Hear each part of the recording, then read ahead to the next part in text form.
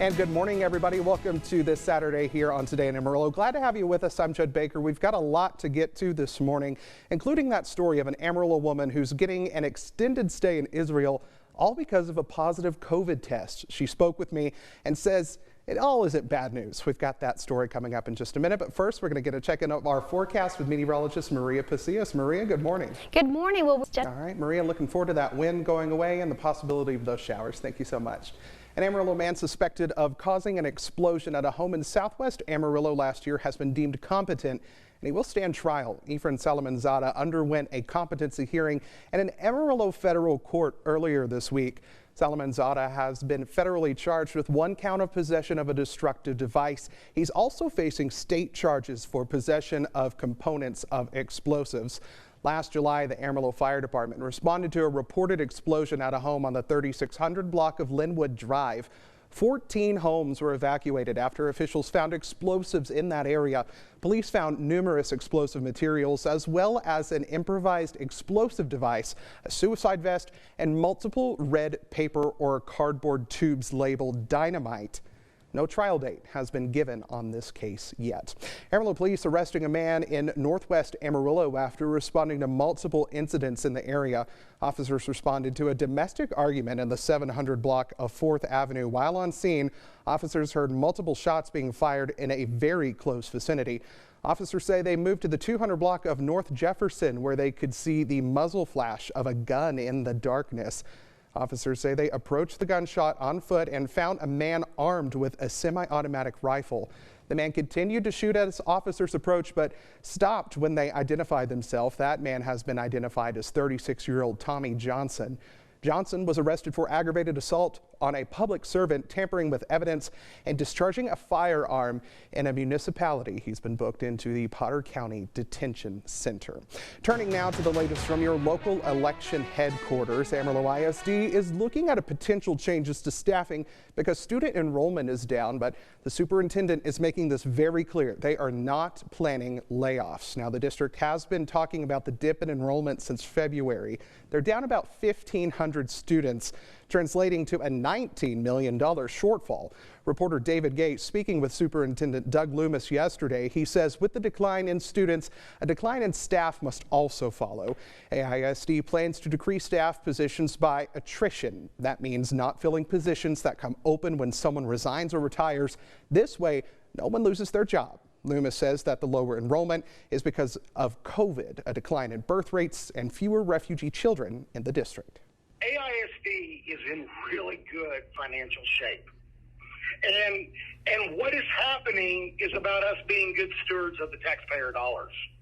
This $19 million shortfall falls under the operations budget and under law is separate from what the district is asking for in the upcoming bond election. Well, after 35 years, Women's Medical Center in Clovis closing its doors, leaving many expecting mothers in the area searching for new doctors and hospitals so that they can continue receiving care. One of 2 physicians at Women's Medical Center tells us that the volume of patients they serve is a job for 5 doctors, but with only 2 on staff, saying staying open was no longer an option. We explored every option before we decided on this course of action, and we really regret it. The closure of this practice, which has really been an institution in this community for 35 years, is going to be missed, and we're just so sorry that it's come to this. In Portales, a few expecting mothers will go to Lubbock to deliver their babies in late June and early July, because by that time the center will be closed. Imagine you're getting ready to return home after a long trip traveling abroad, only to be told you now have to quarantine for COVID. Well, that's the reality for one Amarillo woman now stuck in Israel. I spoke with her about her extended stay and how she's putting a positive spin on that experience. I'm calling this my 7-day Easter sabbatical retreat in Jerusalem. That's how Sherry Price describes her unexpected extended stay in Israel. I actually laughed and said, okay, Lord, this is going to be awesome. Price, who had been on a 12-day tour of the Holy Land, was getting ready to board a flight back to the U.S. when she got the news. Tested for COVID as a requirement, and my test came back positive. So they took me aside and isolated me and told me that I would be sent back to Jerusalem. She says her symptoms started 2 days before her positive test. But I really thought it was just exhaustion from the end of the trip, and didn't realize I had COVID. But Price is putting a positive spin on her quarantine. I've tested positive in a foreign country and now I'm going to have to quarantine here. What were you thinking? Personally, I was thinking, thank you, Lord, this is going to be a great experience at Easter time. Price says the fact that she's in the Holy Land during Holy Week is the opportunity of a lifetime. This has been an unbelievably amazing spiritual experience to get to be here in this sacred city at this time of the year. And she's keeping busy, hosting a Zoom call, praying with a mission group in Ukraine, and enjoying the view of Old Jerusalem from her window. You know, my goal is to be in step with God's kingdom agenda and to see him be able to use me in ways I never dreamed or imagined. Price says that she is expected to be able to leave on Monday if her test comes back negative. It's now 7:08. Time to get a check on our weather with meteorologist Maria Pasillas. I am excited to see that rain coming into the forecast. Yeah, we do. I know we can both agree that we are just tired of that wind. You're from the Texas Panhandle, and you know that that wind is just something that's you sign up for once you come here. Yeah. So Sign up for it, don't want it though. we get it everywhere. You get it in your hair, in your eyes. You just step Free out the door, facial. and you just a whole face of that. Yeah, facial. There you go. Now, the intensity and rapid spread of this fire is what's making it so challenging for the crews right now. Around 2 p.m. today, that fire was at more than 500 acres and showing rapid growth. I'll go ahead and let you take a look behind me here. On the 1000 block of South Julian here in Hereford, someone has been taken into custody, possibly someone wanted for a homicide warrant out of Amarillo. Andy, you know, we just heard from the Amarillo Police Department moments ago. This is breaking within the last 30 minutes. They're on the scene right now, as you can see behind me here on the 5600 block of Bell Street at the Red Oak Apartments. You can probably see and hear behind my shoulder here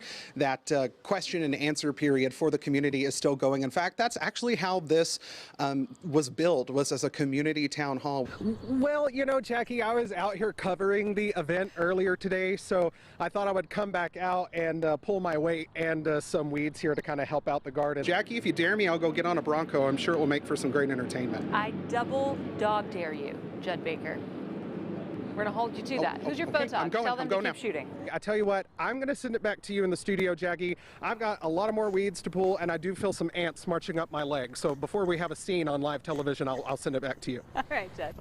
Preparation. It's one of the biggest life-saving keys when it comes to wildfires. Evacuation plans are a part of that preparation. Juan Rodriguez with the Texas A&M Forest Service says that having an evacuation route is a good place to start.